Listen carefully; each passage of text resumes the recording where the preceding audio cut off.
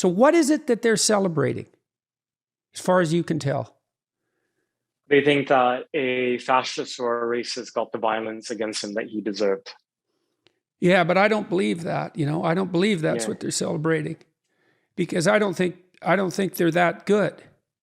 I think they're celebrating watching some poor son of a bitch get hurt, and that satisfies something unbelievably dark in their souls, like the desire to burn down buildings, the desire to melt cars, the desire for the whole goddamn thing to go up in flames because they're resentful and bitter.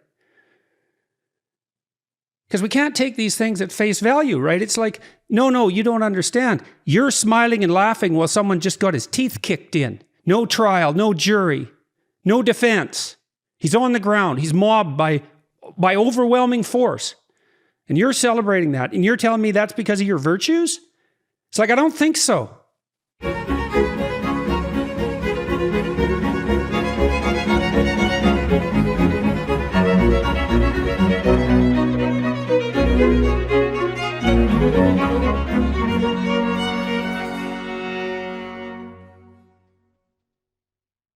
Hello, everyone. I'm pleased today to have with me someone I've wanted to talk to for a long time, Mr. Andy Ngo.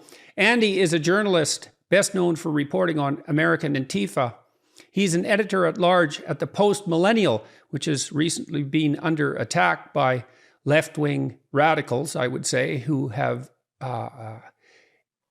sought to have the advertisers drop the Post-Millennial and depriving them of their source of revenue in consequence. He's written reports for the New York Post, Newsweek, and other major media outlets. He drew national attention when he was beaten and hurt very badly by Antifa thugs on the streets of Portland in the summer of 2019. His February 2021 book, Unmasked: Inside Antifa's Radical Plan to Destroy Democracy, was a New York Times bestseller, and quite a gripping read, I might add. Andy had to leave the U.S. because of concerns for his safety and is currently residing in the U.K. Hey, Andy, so nice to see you. We haven't met before, I don't think, have we? My memory's a bit spotty, but I don't think we've ever met. Is that true? That's correct. Actually, no, Professor, we have. When you were on your tour and you were in Portland, Oregon, that was where there were some of the largest demonstrations against you. And backstage, I interviewed you for my podcast very, very briefly. Sorry. I'm sorry. I've that hasn't managed to lodge itself in my memory, unfortunately. Although I do remember that there were protests in Portland. That was pretty much it for protests, on that whole tour. So, but of course, they would be in Portland, and they weren't against me either. They were against who people wished I was, so that they could protest me, really. So, all right. So I've been going through... Important distinction. Yes, it is an important distinction because, a lot of our ire is reserved for our imaginary enemies. And so that's certainly something that we could delve into a little bit with regards to Antifa. So let's go there right away. So I was talking to a number of influential Democrats this week about Antifa and about January 6th, okay? And so imagine that an outside observer like a Canadian might look at the United States and think, well, the radical left has Portland and Minneapolis, and that's pretty damn ugly. And then the radical right has January 6th, and that's pretty ugly. And, maybe you could draw some kind of equivalency between the two, and maybe not, but I think you could at least make a reasonable initial case for something like that. January 6th had a lot of symbolic weight, if nothing else, and certainly did frighten people very badly.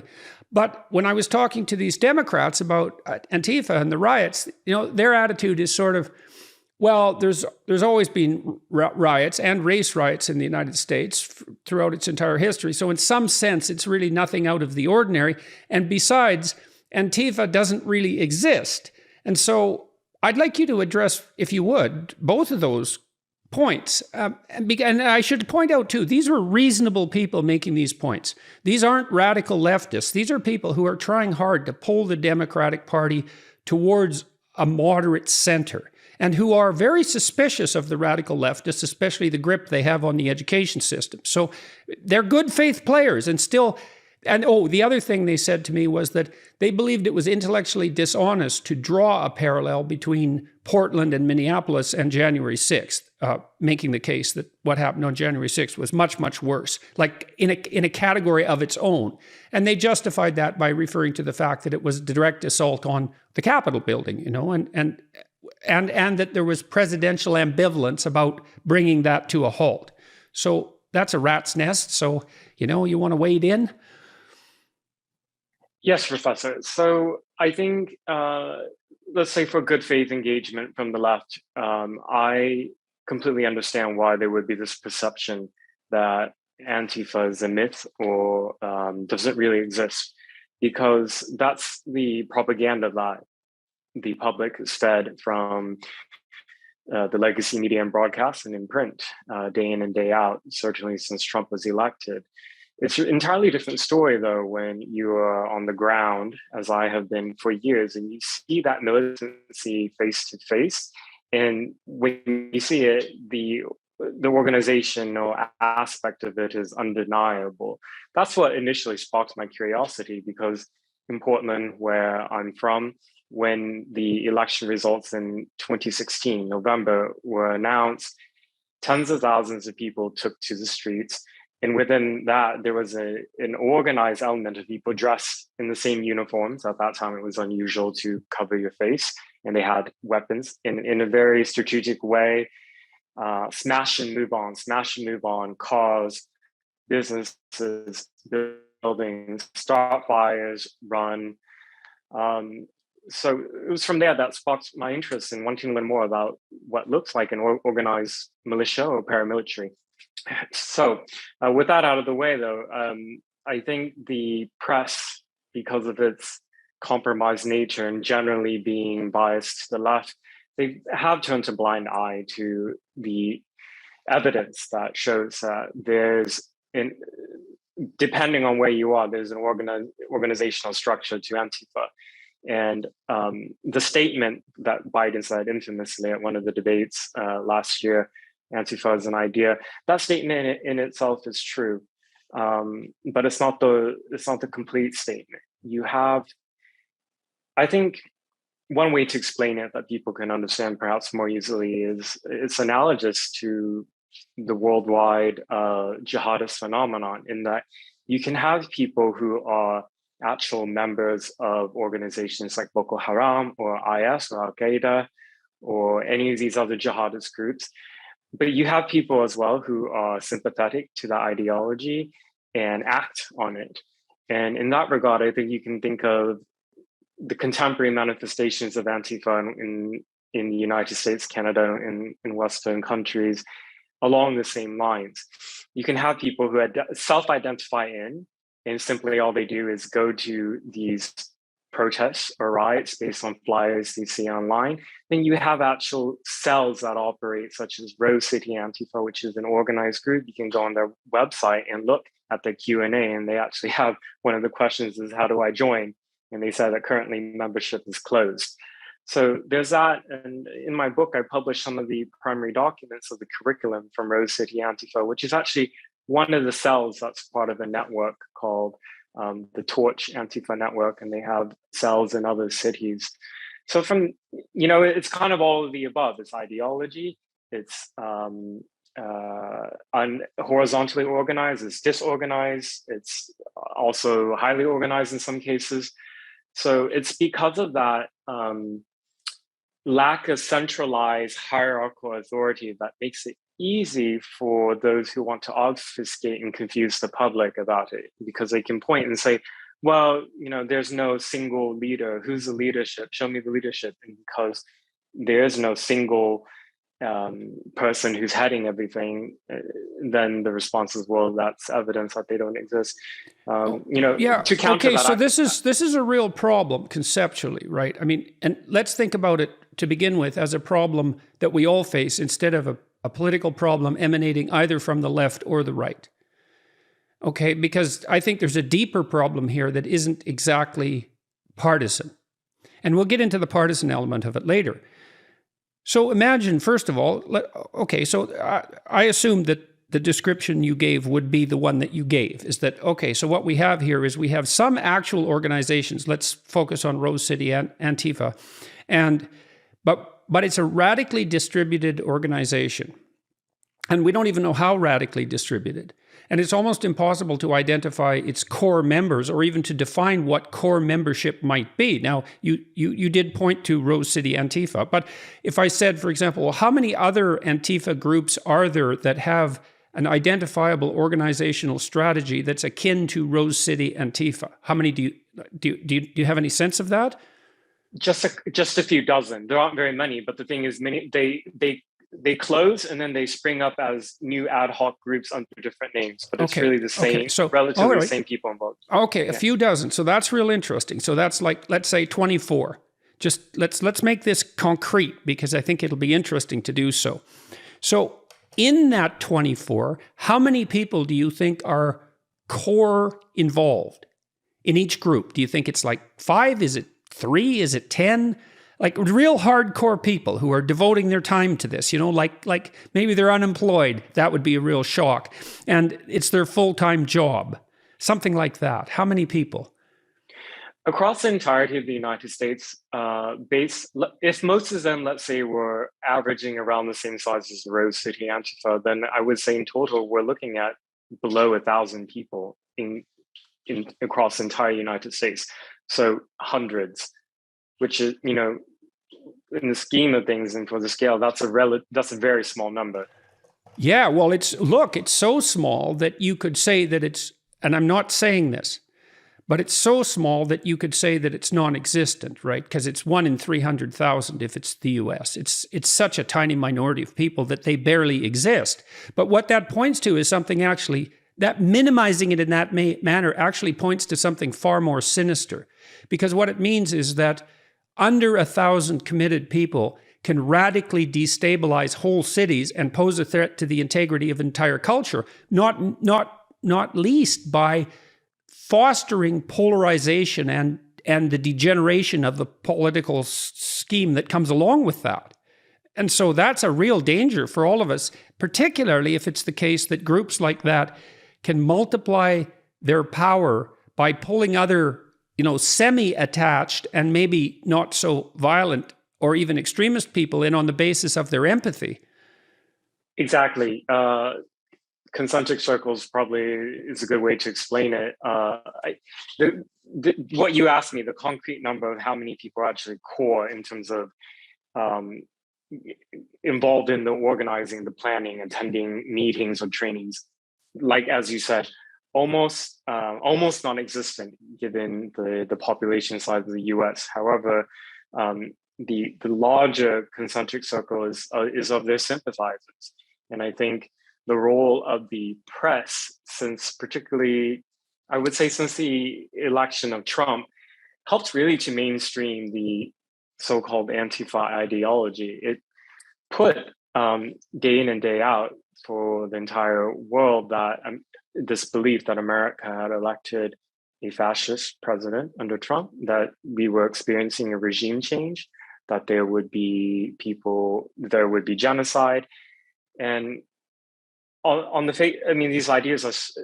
these accusations are so outrageous and I would say laughable, but people genuinely believed it. Go back 5 years, remember, like this sense of fear. I know they believe it. Palpable. Yeah, well, they're feeling the same way about Trump running again. That fear is definitely there. And I think it's probably even higher than it was, at least it's higher than it was in some ways among the same people. And so because they think, well, he didn't manage to establish an authoritarian state this time, but, just wait. We'll see what happens if he gets power a second time. It might be the last election the United States ever has. But think about what this means. So because I talk to people on the left a lot. Most of them are moderate. The extreme left types, they generally won't talk to me. But although I would talk to them if I have found someone who was credible and interesting to talk to and who was willing to. What that means is think about the conceptual problem that we're faced with now. So the people on the left can point to the right and say, well, what about your extremists? And the people on the right can say, well, there's hardly any of them. They basically don't exist. And in some sense, that's genuinely true. And on the left, it's the same thing. It's like it's hardly anybody at all. It's under 1,000 people committed to this, but they can cause a tremendous amount of trouble. And so then the left can point to the people on the right who are extreme and say, well, look at your extremists and what they do. And then the right can point to the people on the left and say, well, look at your extremists and what they do. And we don't know how dangerous they are. And what happens if they get out of control and get the upper hand? And how much protection do we have to, wall ourselves in with in order to make sure that doesn't happen? And then the fact of those extremists mean that each side can demonize the other by pointing to the worst, and then everybody gets out of control. And it's not obvious at all how to deal with that. Lying about it certainly complicates the situation tremendously, right? If there's any deceit in the press coverage and so forth. And so that's a problem, a conceptual problem. And then why do you think that legacy media, so to speak, is so light-handed in its treatment of Antifa, given the tremendous damage and loss of life and violence, for that matter, that the riots that Antifa, in some sense, are central to, has caused? Like, if you had to play devil's advocate, what's motivating them to minimize this? Establishment journalists were entirely uniform and committed to their goal in opposing Trump. And many of them felt that it was their duty and obligation to violate some ethical standards because we were living in such unprecedented times with Trump in the executive office that he needed to be resisted by any means necessary. Isn't that always the justification for ethical violations? Isn't that always the rationalization? It's like, well, I wouldn't normally do this, but this is an exceptional case. And so not only is it justified for me to violate my ethical standards, it's actually demanded of me. And so that seems to me to be an argument. I can understand the argument, because, well, hey, maybe we're faced with an emergency. We're going to see a hell of a lot of that, by the way, with climate change, like a lot. So it's coming in a big way. And so, well, if the emergency is large enough, don't we get to violate our own principles? And, well, you're a journalist. Let me ask you a question. Can you recall a time, and this is a real serious question, man. Can you recall a time where you thought the stakes were high enough so that you violated your journalistic integrity? I appreciate the question. So I've covered dozens of violent protests and riots where I witnessed people being assaulted. I've always, I don't intervene in those instances. I try to record a photograph. But when you see, for example, a mob of people beating somebody, and it doesn't matter for me the political affiliation of who that mob is, I feel sort of as a human, as a citizen, I should at least just intervene in some way. That's something that I've struggled with a lot. So you said that you don't intervene. Now, in your book, the account of your severe beating, I looked up some press coverage of that, and I believe this was in your book as well, that while you were being assaulted so badly, there were press there, and they did nothing to intervene. They were just recording and taking snapshots and video and so forth. And in the book, that sounds like that they're derelict in their duties, and maybe in particular because you were also a journalist, and maybe that maybe there's a special category there. But and then also as a journalist, if you are recording, it's like you're putting the whole above the part in some sense, right? Because you think your journalistic, it's demanded of you because of your journalistic integrity to record and not to intervene. But you said you feel the pull on your conscience about that. So how is it that you've learned to live with that, and what makes you think that you made the right decision doing what you've done? And maybe you don't know, maybe, I'm not entirely sure if I made the right decision. Fortunately, I haven't been like right next to somebody who was on the nearly getting killed. I think for that type of instance, it's very clear that there's a demand for an obligation for an intervention so that somebody's not murdered. For me, well, you're also not a police officer, and you're not armed, and I don't imagine you're trained in street fighting or that sort of thing. So in some sense, fools jump in where angels fear to tread, and 2 people beat to death isn't really an improvement over 1. And so I'm not saying that, like Leonard Cohen, the Canadian songwriter, said, there's no decent place to stand in a massacre. Sometimes you're in a situation where anything you do is bad because the situation is so terrible. So, okay, so you've had moral qualms about how apart from the action you should be under those situations. What about, like, you're obviously not very happy with what's happening about Antifa, and you're on the ground also, as opposed, I would say, to these journalists who are minimizing what Antifa is doing. They're much more up in the air in some sense, right? So you're down in the trenches to the point where you're getting beat up for it. And then I would say the people who aren't doing that and reporting on it, they've got one form of blinders on because they're not seeing what's actually happening. But in some sense, the risk for you and your integrity is that you have the opposite problem. You're so damn involved. You're watching buildings burn. You're watching cars melt. You're watching people be assaulted and being assaulted yourself. That how do you protect yourself against the possibility that you're exaggerating the threat because your sample is biased? You're in the middle of the damn riots all the time. Yeah, I think that's a fair question and a fair criticism. The instances of ultraviolence that I've seen and I've written about and recorded video for, those are anecdotes that are important, but they're not the full story. And the purpose of writing Unmasked, my book, was to shed light really on the ideology that I think is ultimately much, much more dangerous than these instances of violence that lead to people getting seriously injured or killed. In that, I think it's a theme and a subject that you've discussed before in your speeches and your writings, Professor. It's about this belief that for pursuing this justice, racial justice, anti-racism, whatever name they want to give, they believe that no act that they commit can ever go too far. And that's sort of isn't that a lovely thing? Wouldn't that be a lovely thing to have on your side? So imagine that you're so virtuous in your pursuits that you are now entitled to do absolutely anything to anyone whenever you want.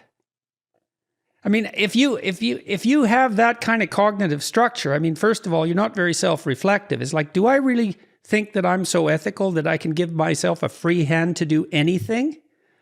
And so I'm increasingly skeptical about large-scale ethical claims of that sort. Well, this is so important that. Well, that what exactly? Well, it depends on how important it is. And climate change is a good example of that. Well, if it's the ultimate environmental catastrophe everywhere and it's going to happen within 20 years, then, we should do everything. Well, okay, let's get detailed about this. Does that mean we get to beat up Andy Ngo if he's not that happy about climate change? Well, he's just one guy, and it's a planet we're talking about here. And that's independent in some sense of whether there are warranted concerns on the environmental front. I know there are. Like the oceans are overfished, for example. That's not a good thing. It's stupid. We should stop doing it. But it's this moral license that goes along with this claim to virtue that really scares the hell out of me. And it's also the fact that you can instantly demonize your enemies, because if you're so virtuous that everything is justified, then anyone who opposes you is virtually Satan themselves. Yes, I've seen this with my own eyes. This demonization, dehumanization. One of the really shocking things I witnessed last year at the beginning of the riots, I was undercover. So again, I couldn't intervene, because if I did, it would potentially blow my cover and I could get seriously injured or killed. But this was at the end of May, days after George Floyd had died and the rioting had not at that point spread outside of Minneapolis. There was a man that was targeted by the mob. He was accused of being right-wing. Whatever accusation is true or false, I don't know. But he was beaten up. They got him on the ground, and then one of them, with glee, rushed at his head and kicked his teeth in. And you could actually see the teeth on the ground. And what do you mean what do you mean by with glee? Why that phrase? The crowd around him celebrated that act, was calling this person a fascist. and was happy that he was crying. And how and could on the you tell ground. how could you tell they were happy? What exactly were they doing? They had smiles on their faces as they were looking at this bleeding person on the ground. Yeah, well, And it's hard to then see. It's hard to see exactly what would. It's hard to see exactly what moral claim would justify that smile. So, what do you think's really going on there? Just out of curiosity, you watched it right up close. So, what are those people celebrating? Like, what is it in them that's responding to that? Well, you said with glee. You know that's a very specific word. So, what is it that they're celebrating, as far as you can tell? they think that a fascist or a racist got the violence against him that he deserved. Yeah, but I don't believe that. I don't believe that's Yeah. what they're celebrating, because I don't think they're that good. I think they're celebrating watching some poor son of a bitch get hurt, and that satisfies something unbelievably dark in their souls, like the desire to burn down buildings, the desire to melt cars, the desire for the whole goddamn thing to go up in flames because they're resentful and bitter. Because we can't take these things at face value, right? It's like, no, you don't understand. You're smiling and laughing while someone just got his teeth kicked in. No trial, no jury, no defense. He's on the ground. He's mobbed by overwhelming force. And you're celebrating that. And you're telling me that's because of your virtues? It's like, I don't think so. And this is the danger we're facing, right? With this in all these activist groups. I've had people like that at my come and protest against me. I can kind of spot them because I have some clinical training. I can tell the guys, it's almost always men. And they're almost always there to prey on unsuspecting women by being their ideological affiliates. And those damn guys, man, the worse it goes, the happier they are. I wanted to ask you about based on your knowledge, your background, your clinical experience, what is the psychology of this mob violence? When I see it, I don't even recognize some of these. They seem animalistic, is what I mean. No, they're worse than animals. They're worse than animals, because animals, they just kill to eat, Human beings, they have a twist in them that makes them far worse than animals when they really get going. Well, I think you really want to know what I think? I think it's revenge against God for the crime of being. That's really what I think. It's Cain and Abel. It's like, oh, Abel's your guy, eh, God? How about if I take him out in the field and beat him to death? How do you feel about that? All my sacrifices went unrewarded. Yeah, it's like, yeah, that's what it is at the bottom of the hell of things. And so, these people, they can light the whole world on fire. And that's partly what you're... So I didn't get your answer to one question, sorry, about the potential warping of your viewpoint because you're so much in the action. Like, how do you know what I mean? If you're in that all the time, that becomes your world in some sense. And how do you know that you're not exaggerating the threat because you're in it all the time? Because it describes step by step what is happening in, let's say, this particular anecdote of Portland in the summer of 2020. But then I also follow that up with certain data. The consequences, the political consequences, say in Portland last year, the city council did vote to defund law enforcement based on the demands of the radical left activists, those who carried out violence. They defunded police. They also abolished the gun violence reduction team. And a part of my reporting is the crime reporting, particularly in the cities and areas I know best, Pacific Northwest of the United States.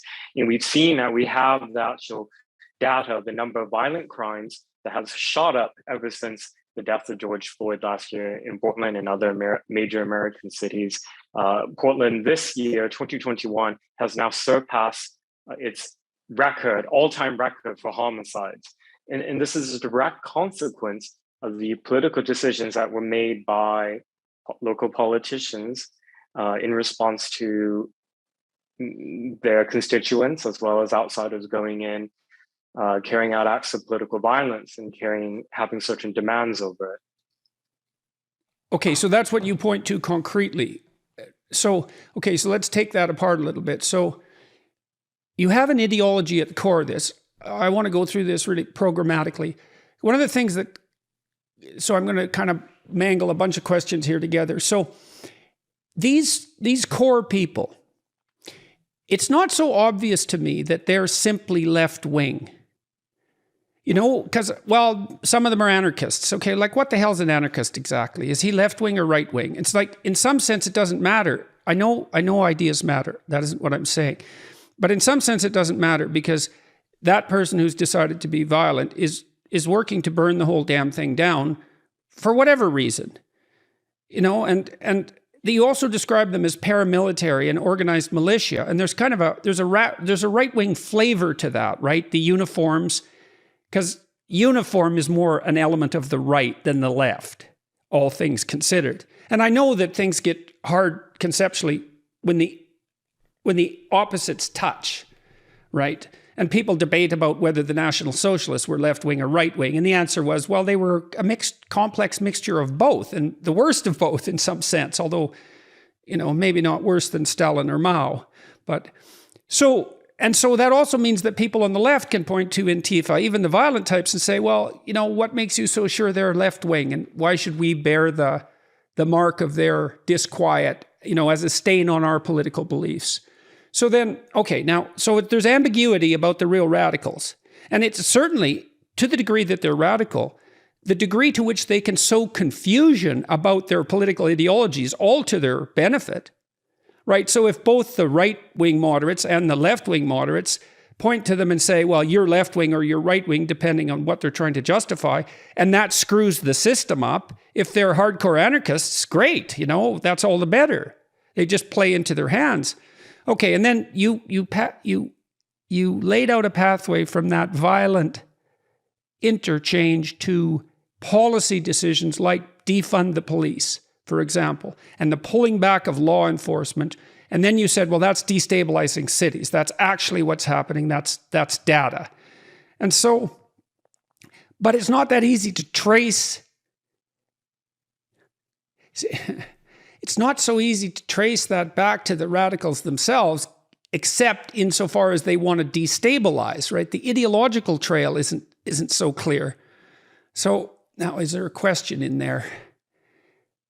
Well, I guess one of the questions is it reasonable to characterize the radical extremists as either left or right? Do you think that's actually helpful? I characterize them as far left, and I can understand that there may be confusion about the ideology. Certainly, I've very frequently come across people on the right who would describe Antifa as radical Democrats or radical liberals, and that's incorrect. I think what makes me give a partisan label to the Antifa ideologies, because by their own admissions and their texts and the philosophers that they look to, it's this fusion of both anarchism as well as communism. So what makes them different from the traditional revolutionary communists of previous decades is that they're not looking for creating a tyrannical top to bottom state communist regime. In fact, they feel that communism failed in part because it was implemented in that way in China or the Soviet Union. They believe in the abolishment of the state, and this is where the anarchist side of the ideology comes out, so that society could be organized into communist communes. And so they've tried some of these experiments many times. Last year, in the middle, at the height of the riots that happened in Seattle, there was the Capitol Hill Autonomous Zone, otherwise known as Chaz. And I went up there, and that was this experiment that these anarchist communists, Antifa, actually put into practice. They were able to force police to evacuate from a police department and then promptly took over 6 blocks of a neighborhood not that far from downtown, and they established a hard border. And in it, they actually took attempts at state building in terms of this is where you go to get your food. This is where you go to get your water. You don't have to pay for it. This is mutual aid. We're going to do our gardening in the park. They actually try to grow fruits and vegetables. That's actually pretty funny. That's actually quite funny. The garden in the park thing, you know, because really that's your solution. You dimwits, that's really what you're doing. Now, okay, so let me hammer you on that a bit. So let's say, because when I was reading your book, I thought, okay, well, one of the solutions is arrest people who break windows. Enough of this. Like when they break the law, arrest them. It doesn't matter what their political background is. And then you think, well, you know, well, do you really want to? I remember in Toronto when the G7 came to downtown Toronto, they basically turned the whole damn city into an armed camp. And I walked down there by the barbed wire and the cement borders, and I thought, God damn it, you're turning this city into a prison. And if you don't think you're going to have prison riots because you did that, you're a fool. And so like, I'm not a big fan of authoritarian states. And so then I might say, well, is it okay in the US if the state is loose enough in some sense to allow these foolish experiments to take place? Because maybe by doing so, by being that loose, I mean, I know you have the riots, that's not good, but by being that loose, it gives us a chance for these ideas to manifest themselves in a small scale, prove their total lack of validity and their incoherence, and then just sort of disappear. Now, the alternative would be to crack down in some sense, more police, to stop the violence and the riots, and to arrest people who are clearly breaking the law. And we can talk about why that isn't happening too. But so what do you think about that? Like, is it a sign of a functioning democracy that it's loose enough to allow such things to happen? I think allowing this stuff to go on under normal circumstances, if the protesters or the people who were somehow discontent had the self-awareness to recognize when to give it up. But the thing with these extremists is that they never admit when they're wrong. They always interpret history and contemporary actions as when it fails, it's because we didn't try hard enough.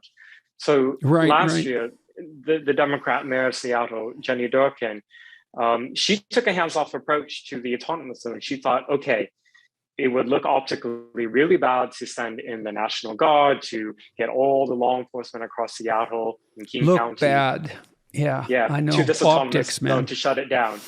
Let's give them that space. And she went on CNN in this infamous clip, and she was asked about it. She said, hey, it could be a summer of love. And in some ways, on the outside, it did kind Do we know of what look happened? Like that. Hey, we know bloody well what happened after the Summer of Love. That was the Rolling Stones concert and the Hells Angels and so forth. It's like the Summer of Love deteriorated into anarchy hell pretty much instantly. So that's a fairly foolish metaphor, let's say.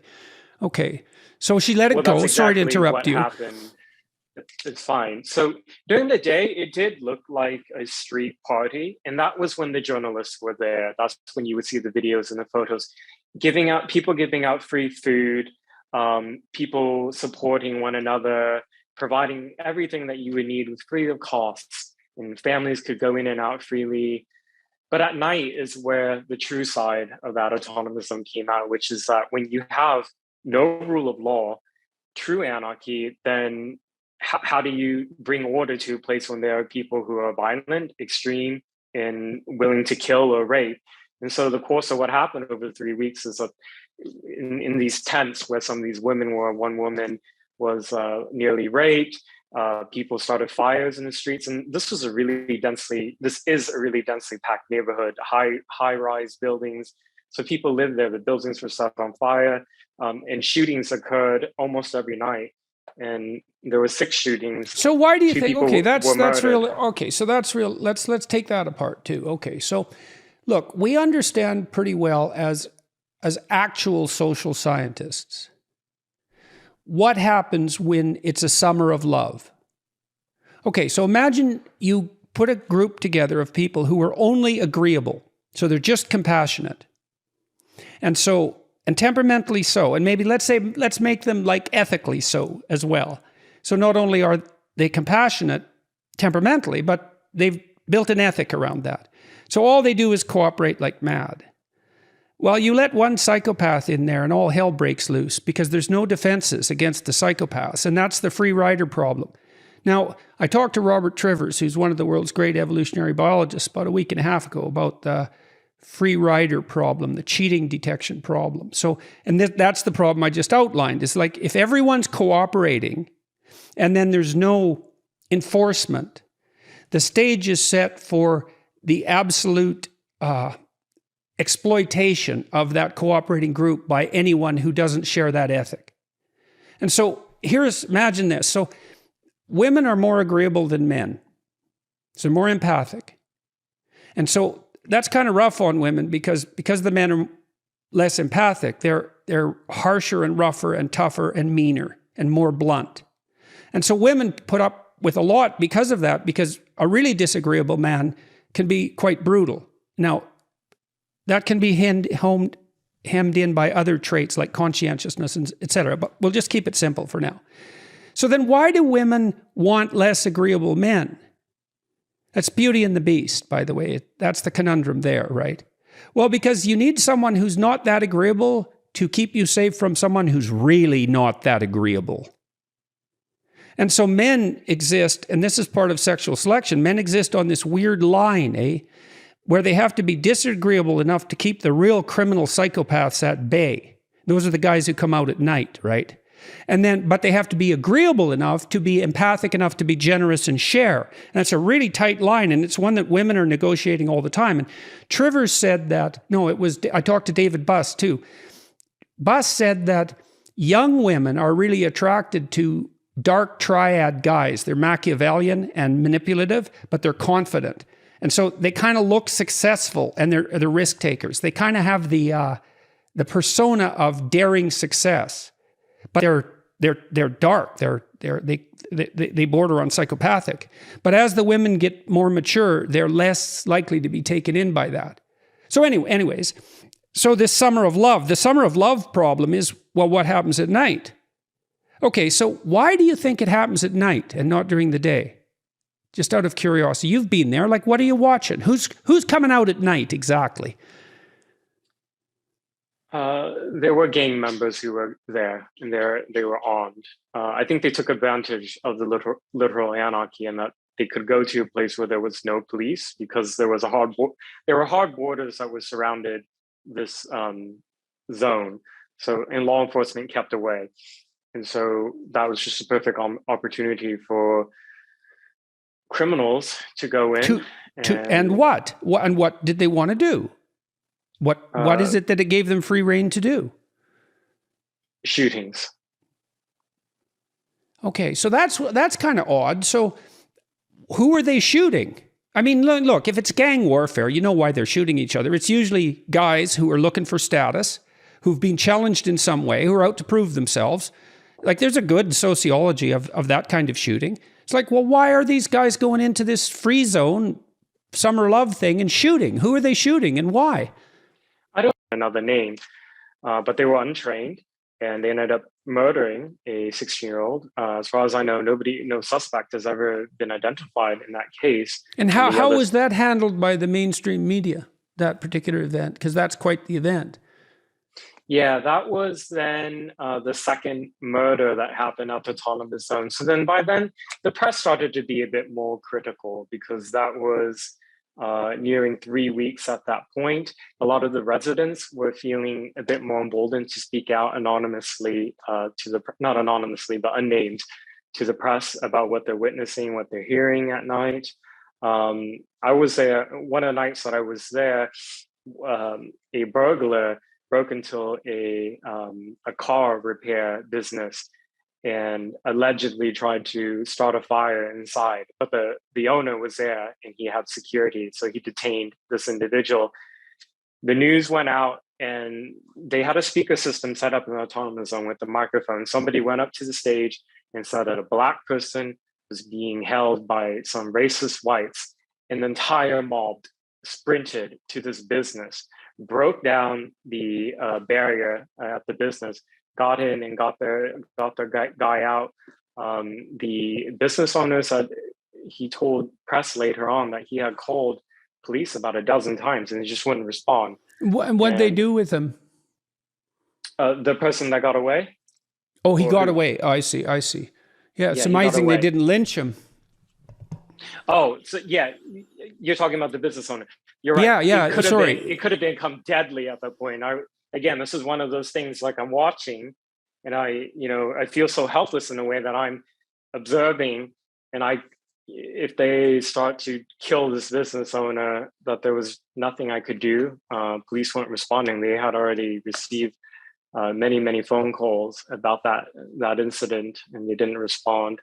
But I bring up the case of the Chaz as just sort of like this one example of what, like, a real life manifestation of this Antifa ideology is. There's certain parts that are, you could argue, are nice, like this aspect of community building that I witnessed during the day was it seemed like a religious community, in that they recognized one another. But let's take that apart a bit here too. Yeah. Okay, so first of all, let's not forget that this daytime utopia existed in the middle of the richest country in the world's ever produced.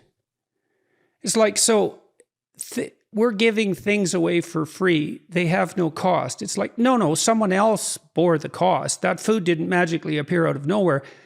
Nothing that satiates hunger comes without a cost. Nothing that provides shelter comes without a cost. And so this is an artificial utopia set up by clueless juveniles who have no sense whatsoever of how privileged they are. They're so privileged they think food is free.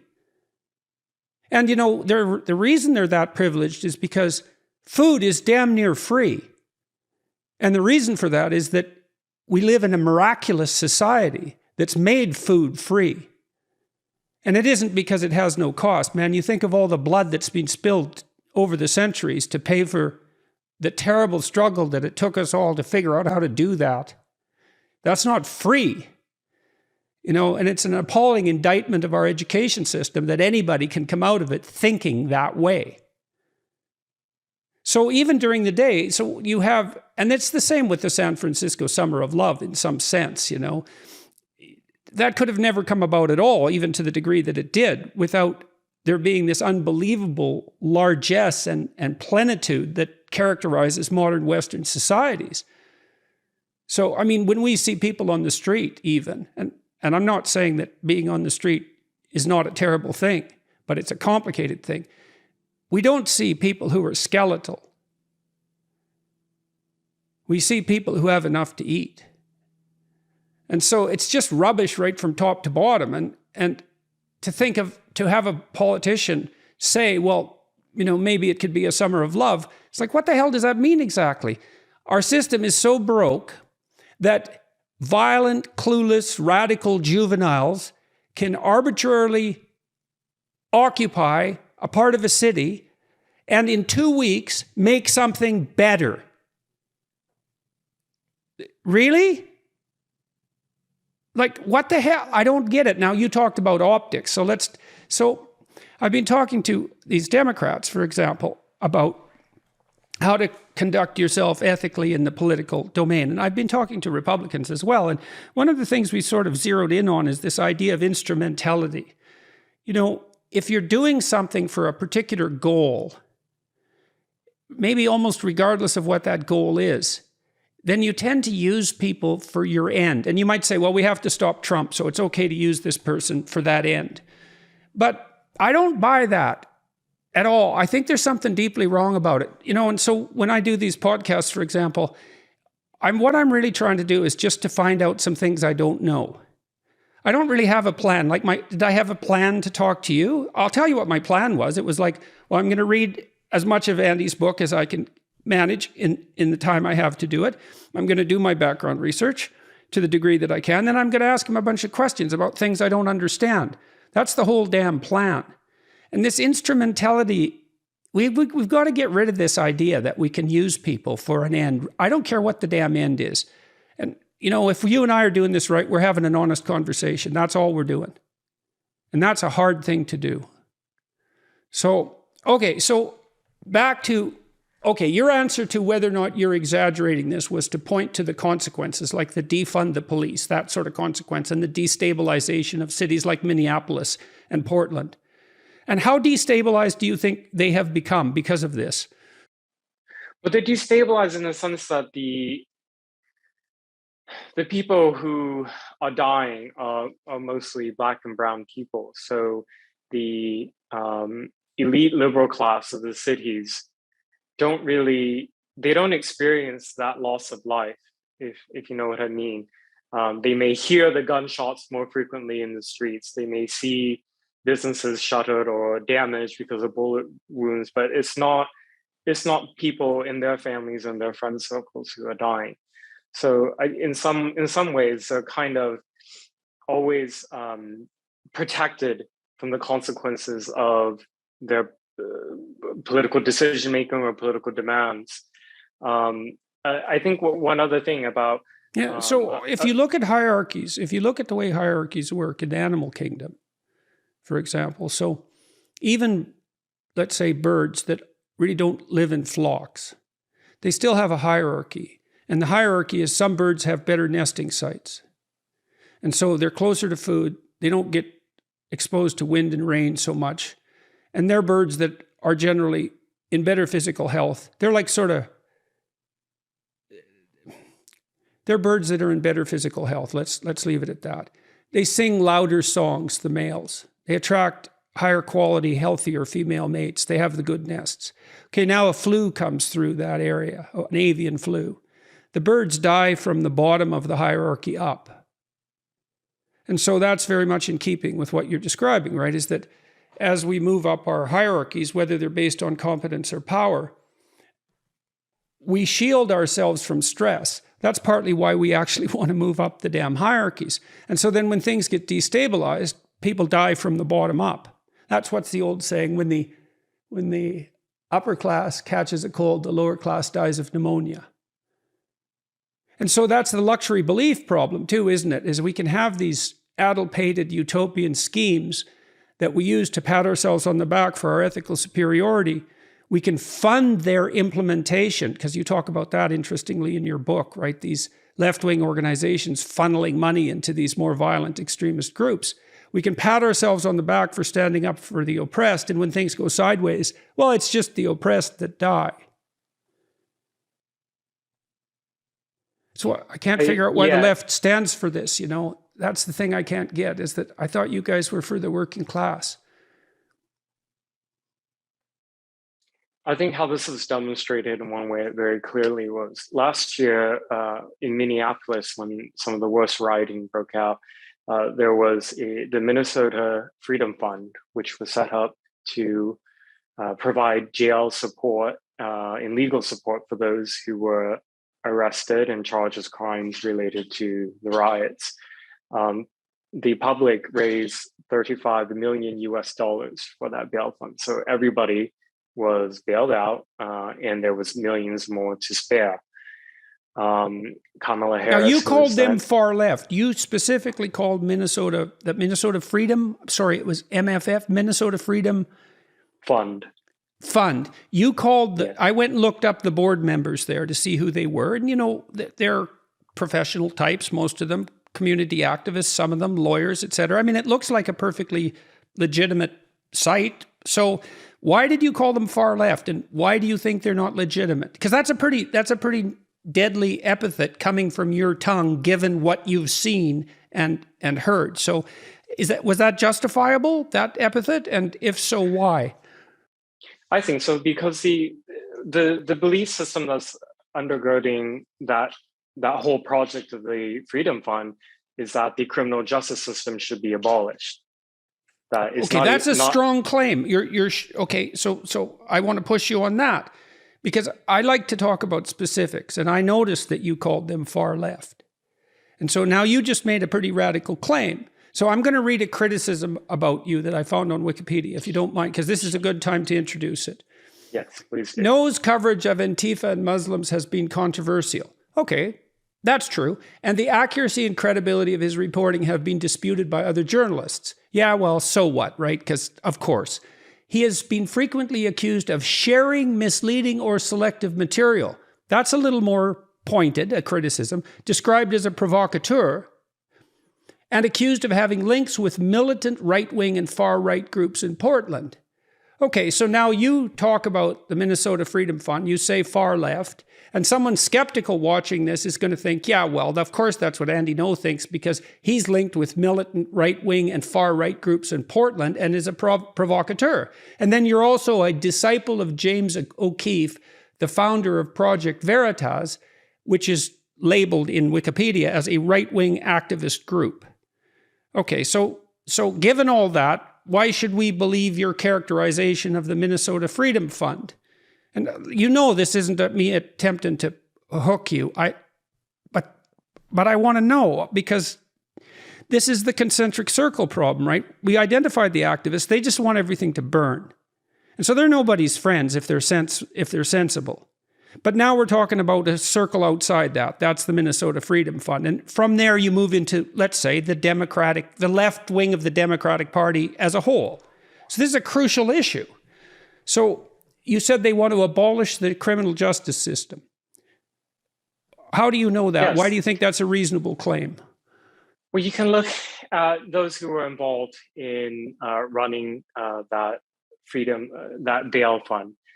It's part of this, what was a fringe belief on the left that America, so from its founding to today, so racism is built into every single institution, that it's not simply, you cannot reform it, that what needs to be done is to, they say, burn it down, abolish this, abolish that, completely get rid of it all because it's irredeemable and unfixable.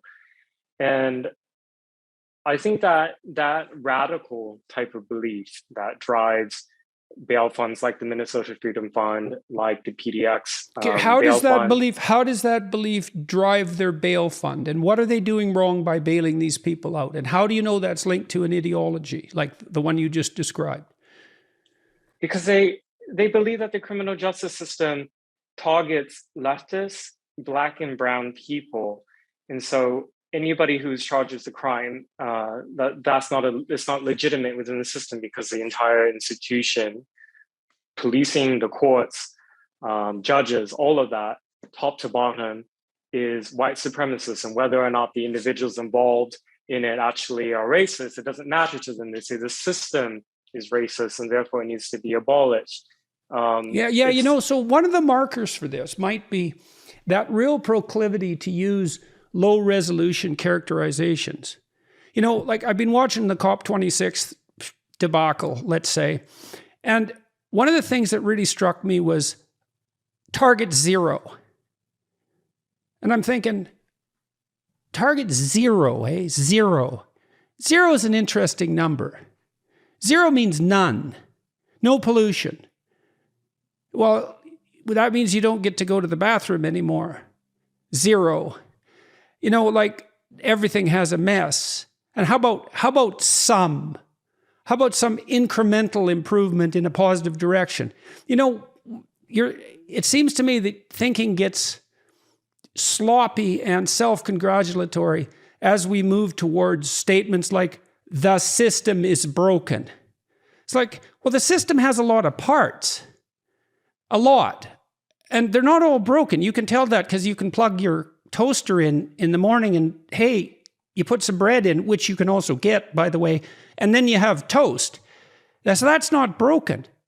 And so it's this injudicious critique, and that speaks of carelessness, failure to be on the ground, and moral self-congratulation. And it's extreme. And then also, interestingly enough, it also speaks to that leftist preoccupation in some sense with unearned privilege, right? Because the only time that you can get away with thinking that sloppy is if you're so protected from the consequences of your own failure to grasp the essentials of life that having that mistake doesn't actually cost you anything. You know, the people on CNN who are viewing the Portland riots from afar, they're not having their house burned down. They're not getting beat up in the street. So it doesn't really matter that they have this low resolution view of it. And so, so let's go into the criminal justice system for a minute. the Americans do lock up a lot of people, right? For a Western democracy, they've got quite the damn prison system going. Now, along with a rapid acceleration in that prison system, there was quite a rapid decline in violent crime from, say, especially from the 80s till a couple of years ago. And I don't know what the causal links are there, and I'm not making a case for a link between the prison system and the decline in criminality, because it's complicated. But they do lock up a lot of people. You guys lock up a lot of people, you Yankees. And a disproportionate number of them are black. And so that's a problem. That's a big problem. It's like the incarceration rate's a big problem and the racial disparity is a big problem. And it does beg the question, well, to what degree is the system corrupt? It begs the question of to what degree the corrupt system serves the people in power who are, let's say, disproportionately less likely to be black particularly. And then you can see how the guilt about that, which is felt really broadly, especially among empathic liberal types, increases the probability that they're going to turn a blind eye to any manifestation of what seems to be associated in even a vague way against that. And I don't exactly know what we should do about it. You know, it's really so sorry. I'd like to have your thoughts on those matters. So I think the vagaries of things that they oppose, such as using terms as like the system, burn it down, abolish, systemic racism, these things are not defined really because I think by intention, they never want their goals to be reached. They exist almost, they being the radical far left, the revolutionary far left, whatever, as they need to exist in opposition to something. So over and over, like let's say last year, all these mayors, all these city councils were giving in to essentially all the demands. You want to defund the police? Fine, we'll slash from the budget. You want to abolish this gun violence reduction team? Fine, we'll do that. You want police to evacuate from this police department? We'll give you that. And it was never ever enough. In fact, in every time that these, let's say in Portland, the Portland mayor or the mayor in Seattle, every time that they capitulated, what happened was demand for more extreme actions was stronger from these extremists. And when they didn't get that, in Portland, for example, the rioters went to the home of the Portland mayor, Ted Wheeler, and actually set the building on fire, and he ended up having to move out of his condo. He apologized to his neighbors, and he's essentially in hiding in a way. We don't know where he lives now. In Seattle, the radical. So did that not change his viewpoint in some important manner, or did he feel that the protesters were so justified that it's no bloody wonder they tried to burn down his house? Like, what's the psychology there, as far as you can tell? I think after that experience and after the mayor of Seattle experienced something similar in terms of people showing up at her door, they gave fewer concessions after that and were in the language moving forward that I've seen in some of the decision making, pulled back on sort of the radicalism that they had embraced in the early months of the rioting. They didn't pull back completely, but pull back enough that, you know, there were subtle things, for example, like the mayor much more being willing to speak critically of violent riots that were happening in his city. Whereas before it was always, so it had some effect. Yes, there was criticism before, but then there was always, you know, this is taking place in the context of historic racial justice protests, and we can make something great out of it. He didn't always qualify his statements moving forward, which I think were meaningful, important in that regard. And before I forget, I wanted to go back on one thing. You know, you read from the Wikipedia articles. Yes, I want to, and the Freedom Fund. I know we're that's still hanging because you called them far left, and now I just called you far right. So who the hell can trust you? So, like, how do we wade through this? So one of the ways that Antifa and their sympathizers in some publications in the press have tried to delegitimize my work and my voice is to posit or put out this idea that because I'm against Antifa, by default, then that must mean that I'm pro-fascism. So they've tried now for years to throw any type of accusation at me and knowing that it's false, but hoping that even if it doesn't stick completely, that I'm never left in the same state as before, that I'm always dirtied in a way. And they've been effective. Yeah, that works. I mean, I was nervous about talking to you. It works, man. It works. And believe me, I've experienced the same thing. And it doesn't take much to stain someone's reputation, right? Especially because, look, there's 7 billion people in the world. There's no way I'm going to talk to all of them. And so you'll kind of need hardly any excuse at all not to talk to someone. So, a little stain will do the trick. And so this James O'Keefe thing, you're described by your critics as a disciple of James O'Keefe, okay? The founder of Project Veritas, a right-wing activist group. So what's the story with that exactly? Well, a disciple that was tend to imply that like I've been mentored for a long time by Project Veritas or James O'Keefe, which I haven't. But for the record, I am very supportive of the work that they do. I think they do great they invest the resources, money and time, getting people to be undercover journalists to record things that otherwise you would never get on record. I understand there's a lot of criticisms against. And are they reasonably conceptualized as a right-wing activist group? Like, what exactly does that phrase mean in this context, do you think? Well, that's meant to be disparaging. I think it's probably fair to describe them as conservative, and the journalists there are conservative, but the work they do is important. For example, I thank them in my book because they provided to me some of the primary documents of when one of their journalists went undercover into Rose City Antifa. And that's something that to date, nobody else anywhere in the United States has been able to do, to actually get somebody who is completely unknown, located to Portland, build a whole new identity and persona, and get this person to infiltrate the group in terms of the membership process as much as possible.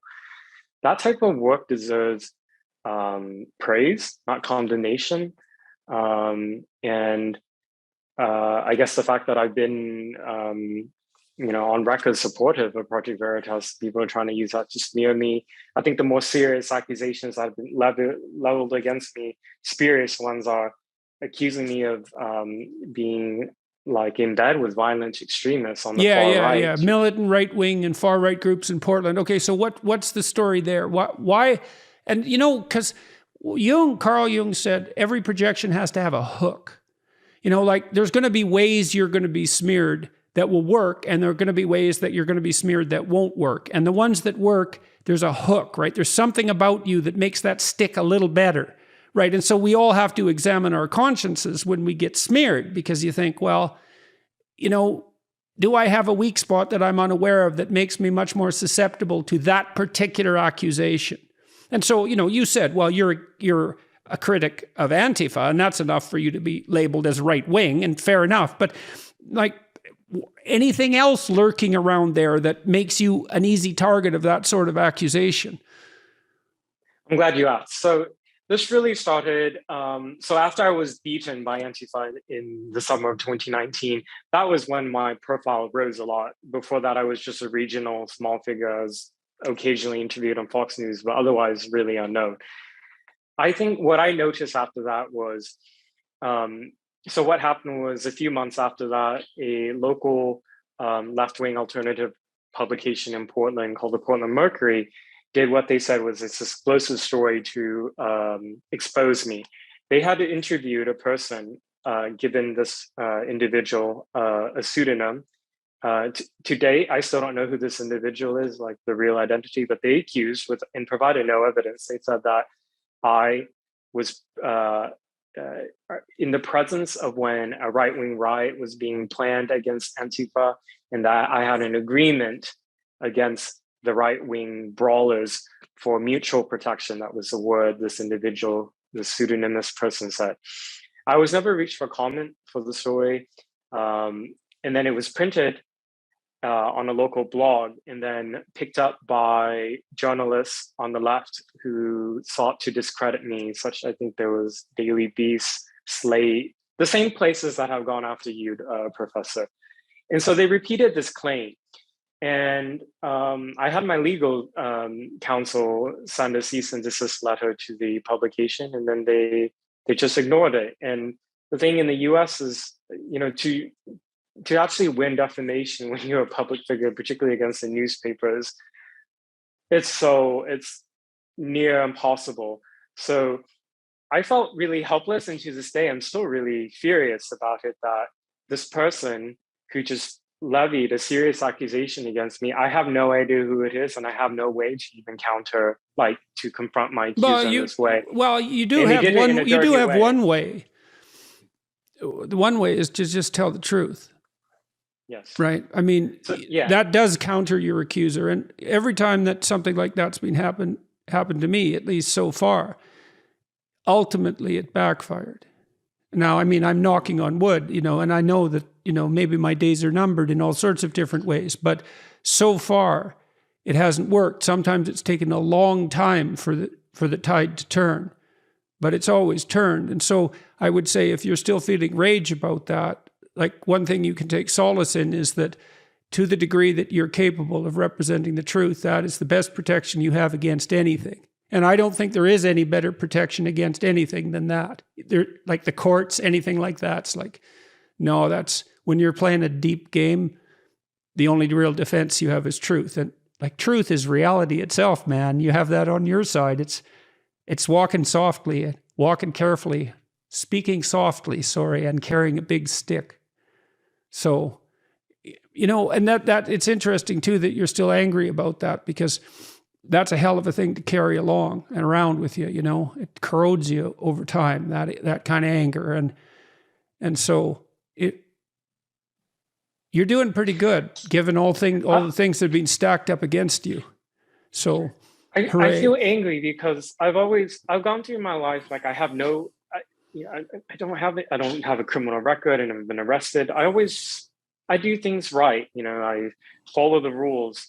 I don't support any political violence. And then this persona identity that others have made, this made up person of who Andy Ngo is, and has gotten many to believe it. They presented this person who's somebody who. Yeah, it's a made up person too, because they're pseudonymous. That's so interesting. Yes, they had to fabricate a person to fabricate you. Yeah. So it just, it feels, I've been wronged in that regard. And the evidence that was put out to try to support it, they said there was undercover video. The video they provided was me documenting the violent brawl that happened and everything before. And they said that because I was in the presence and in proximity to people on the right, that I was with them or part of them, which is completely untrue. And that type of standard would never be applied to other journalists. It's a backhanded compliment, Is it? How so? Well, they obviously think you're a threat. Mm-hmm. Right. Well, that's worth thinking about, right? I mean, that's worth thinking about, because it means you're successful enough so that people are willing to generate lies to take you out. And so I know that's small solace. Yeah. We were talking at the beginning of this. How many times have you been beat up doing what you're doing, and why the hell do you keep doing it? I've been assaulted or attacked in total 4 times, 2 of which were really serious. So the June 2019, most people have seen those pictures where I'm covered in all the milkshakes, but I had a brain hemorrhage from that beating. So how that attack started is they punched me really hard in the back of the head from behind. Okay, so that's worth thinking about. Okay, let's just think about that for a minute. Okay, so now you also said these guys were wearing fiberglass reinforced gloves. Okay, so here's the kind of courageous person who went after you. Is they wrapped their fists in a solid material, and instead of confronting you face to face like someone who's, vaguely civilized might in a brawl situation, let's say, they punched you in the back of the head. Yeah, well, that's the kind of person we're talking about right now. And then we're talking about someone else. There's even more than that, is that they've managed to concoct for themselves a story about their moral virtue that's so blinding that they think that doing that was justified. They've told them a story to justify that particular action. It's like anybody who thinks someone like that is their friend better start thinking about what they mean by friend. So what's the consequence for you? Like, you're still doing this. How come? After that assault, I was rushed to the hospital by ambulance, and I had a swelling immediately that happened on my face and my eyes. Was bleeding all over, bleeding from the ear. A CT scan was done on me, and the doctor let me know hours later that I had a subarachnoid brain hemorrhage, which is bleeding in the brain, very serious. And I had about a year of like cognitive speech therapy, physical therapy, to address some of the deficiencies I had immediately after the assault.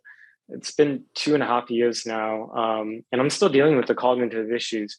And this is what makes me so angry, because nobody's ever been arrested for it. And these anonymous assailants, some of them, took something away from me forever.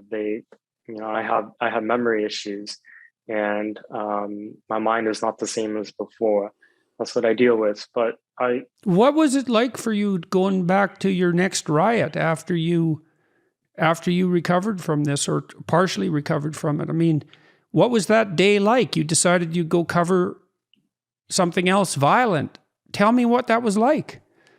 I wasn't able to do it for many, many months afterward. And when I did, it was, I had PTSD, like this overwhelming fear, which wasn't irrational. It made sense. If these people knew who they were, they would beat me again and possibly kill me. I mean, they have been threatening to kill me dozens and dozens of times on social media or through emails or phone calls, or they would actually graffiti it across the city, kill Andy Ngo, murder Andy Ngo. Yeah, I've seen those pictures, man. So this incitement of violence was real. And I went back out, and, I've gotten a lot of criticisms over it, but because I put myself out at risk, and earlier this year in May, I was beaten again when I was exposed. What sort of criticisms?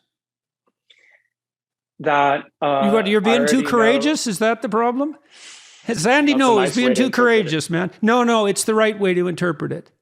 And I'm asking about foolhardiness, right? Because like, you got hurt bad, and so I'm asking, how do you know it's not time to hang up the shingle and do something that won't get you killed? I'm not saying you should. That is not what I'm saying, but it is worth asking yourself that question. And so you did go back into the fray. And you got criticized for it, of course, by people who wouldn't do that. That's for sure. And they're sensible, whatever that means. But so why'd you do it? And how did you overcome that fear, man? Because of course you had something approximating PTSD, and this isn't some abstract fear. Like, you could be killed. You were damn near killed. So you can do a hell of a lot of journalism from the comfort of a computer anywhere in the world. However, the further that you are physically removed from whatever subject you're reporting on, it's much, much easier to introduce more errors. So, for example, the journalists who are at desks and bureaus in DC or New York who are reporting about Antifa on the West Coast from the comfort of their desks in their offices introduce a lot of errors, for example, like describing it as simply a movement against fascism. And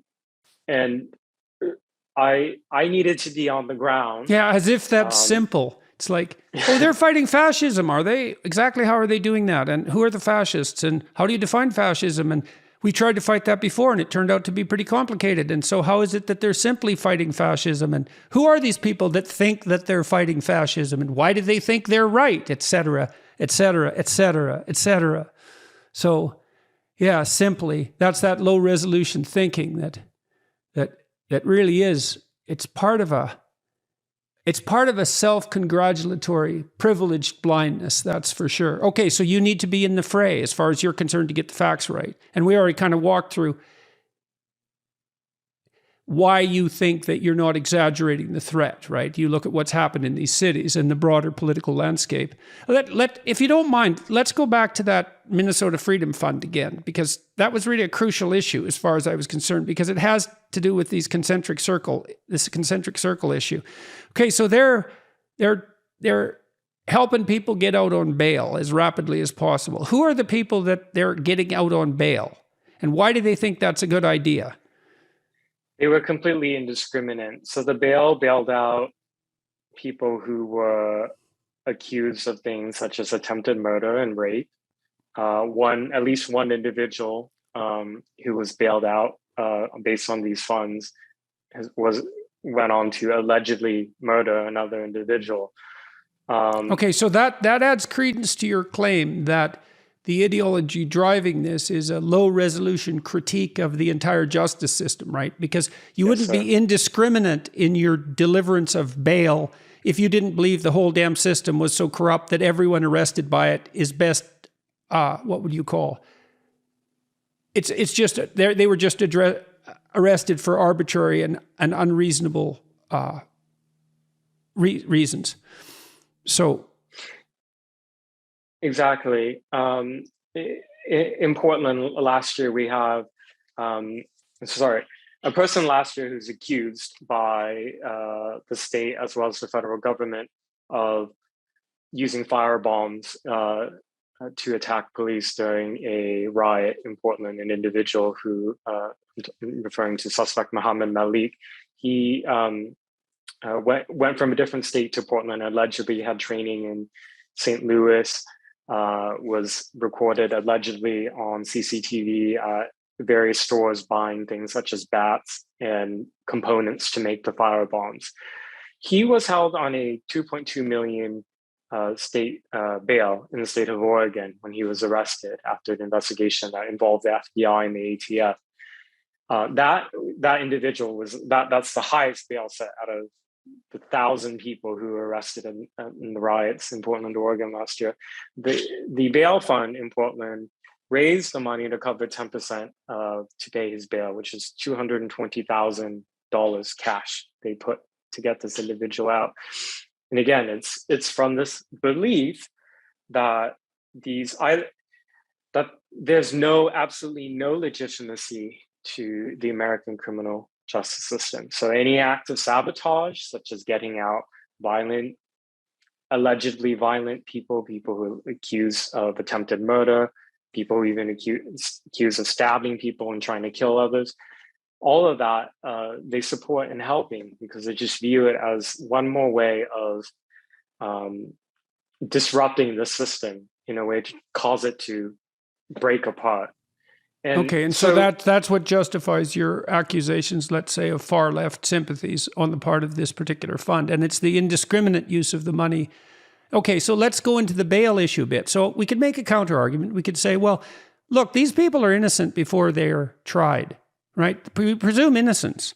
And that's why bail exists, at least to some degree, because people can get on with their lives when they're getting mangled up by a justice system that certainly can be arbitrary and harsh and rather infrequently can deliver, true justice, because that's a heavenly ideal, isn't it? And so they could just say, well, look, bail was set. What the hell is so wrong with us putting bail up? And we're just helping people who don't have the means of fighting for themselves. And yeah, maybe they got carried away at a demonstration, but people get to demonstrate, and that doesn't mean that we shouldn't help them out with bail. And now you made a specific point about this particular guy, 2.2 million bail, right? So if there is any legitimacy in the justice system, that would be an indication that maybe he went beyond the pale. by any reasonable standards. And so how would you respond to, because I can imagine someone from that fund sitting here listening to you thinking, no, we're doing this for good reasons. And so what do you think about that kind of argument? I would be willing to concede that to them if they weren't willing to bail out people who've been arrested, let's say 2, 3, 4, 5, 6, 7, 8 times within the course of 2 weeks. When you see that it's used essentially to get people out and then they're allegedly go on to riot within the same 24-hour period, is arrested again, bail them out again, then that looks more like... It's the indiscriminate aspect there. Yeah, okay, exactly. Okay, fine, that's good. I want to read something from your book, okay? I'd like to talk to you for about like a day, but we're not going to be able to do it. Okay, so let me make sure I've got the whole story here.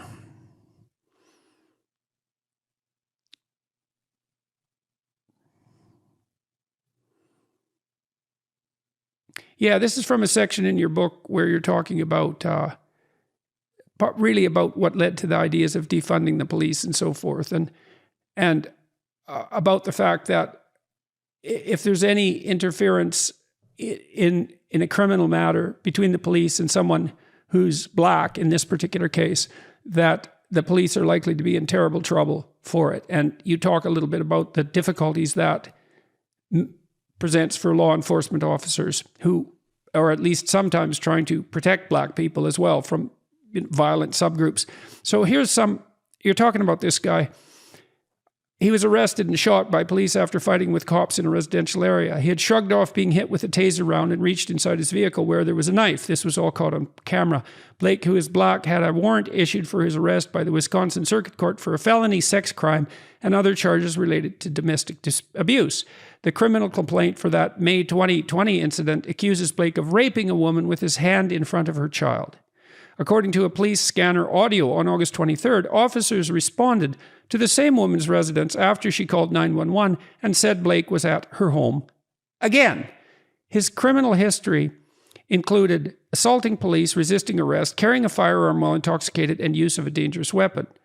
Even though he survived the shooting, the response was, again, mass carnage and looting in the streets of Kenosha. Now, this is the interesting part. Not that all that wasn't interesting. Democratic vice presidential candidate Kamala Harris later visited Blake and said she was proud of him. Okay, so I'm going to hammer you about that first because I want to get to the bottom of this. Did you take her words out of context, proud of him, do you think? Like, are you, because this is a pretty serious accusation, right? This guy does not sound good. In fact, he sounds pretty much like the antithesis of good. And if a vice presidential candidate then visited him and said she was proud of him, and that's a contextually accurate quote, then what the hell? Which is really the point you're making there. So are you being fair to Kamala Harris? I think so. So I think at that time, she and much of the public just weren't aware that this was the crimes that he's been accused of or was convicted of. That's his history. But it's that what we see over and over is the context of who these individuals are who are involved with sometimes deadly encounters with police. It's almost like their whole history is irrelevant, and the only thing that matters is that they're Black. And essentially, I think that Kamala and other Democrat politicians viewed him as a George Floyd 2.0 type of figure and saw only what was on the outside, which is a Black man who had been shot by police. Either discarded early evidence that was known about some of his criminal history, more of it emerged later.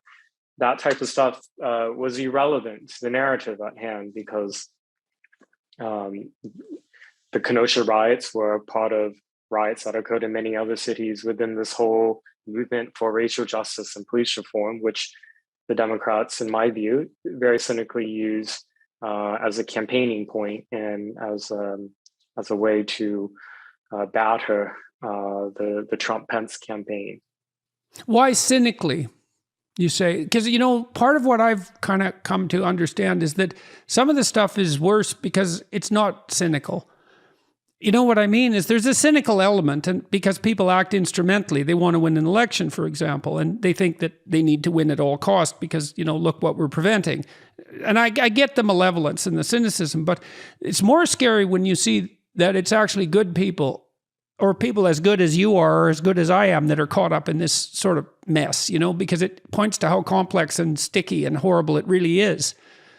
So, I mean, we talked about the incarceration rates and the disproportionality of incarcerated people in the Black community. And that really is a problem, and it might be a severe enough problem to bring the whole mess down, right? We don't know.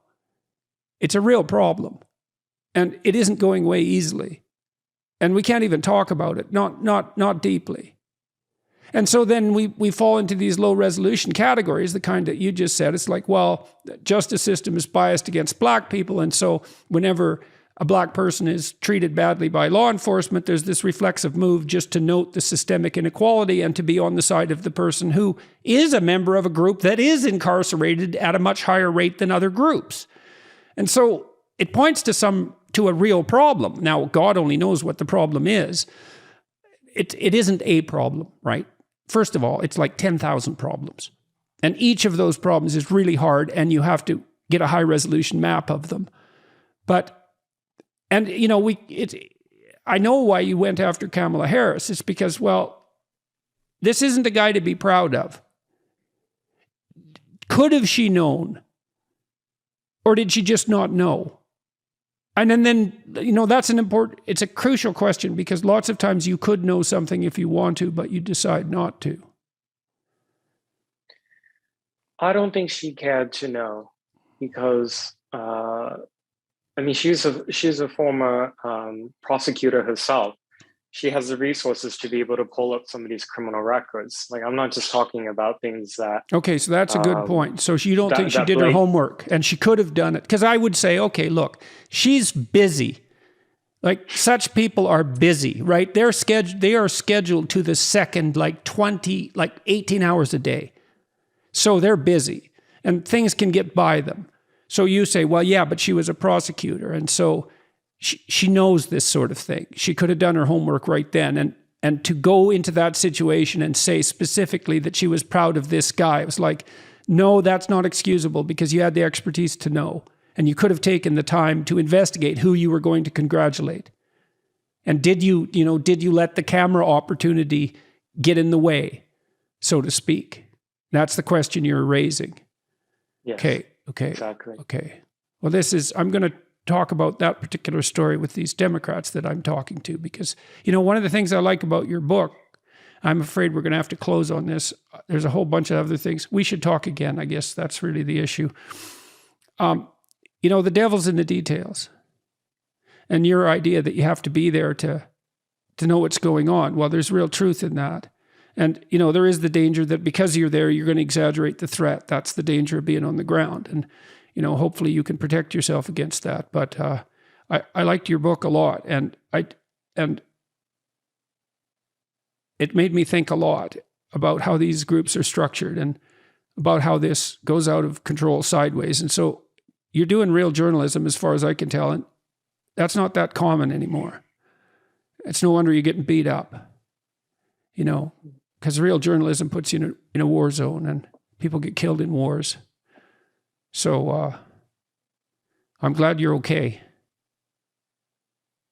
Thank you, Professor. I'm glad that I'm glad you're back. I've been a fan of yours for years now, and the world missed you a lot when you were gone. I'm glad you're well enough that you blessed the public with your intellect.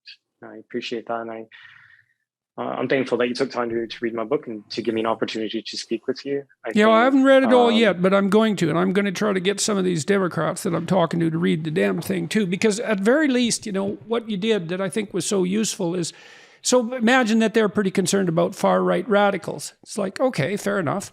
And it's not easy to tell the far-right radicals from the far-left radicals anyways. So, but, by unpacking how these groups work, you perform a real service in aid of stopping the psychopathic radical types, who really are always a threat to everything that everyone sensible holds dear. You know, you shed some light on the complexity of it, the detailed complexity of it. And that's extremely useful. It's extremely useful to people who want to know what's going on. And so that is what journalists should do. It's the purpose of a free press. And, you know, what would you say? I wouldn't say, what would I say? Because I can't say congratulations. It's like, it's quite something that you put yourself in the line of fire for that. It's not just words, you know? It's not just words. And to be brain damaged from it, that's, you know, there are things worse than death, and you got away intact, more or less, but you could have been consigned to something that would be a living hell. And then to walk back into the fray despite that, it's like, you put your money where your mouth is, man. Good to talk to you. Thank you, Professor. Hope to see you in the UK.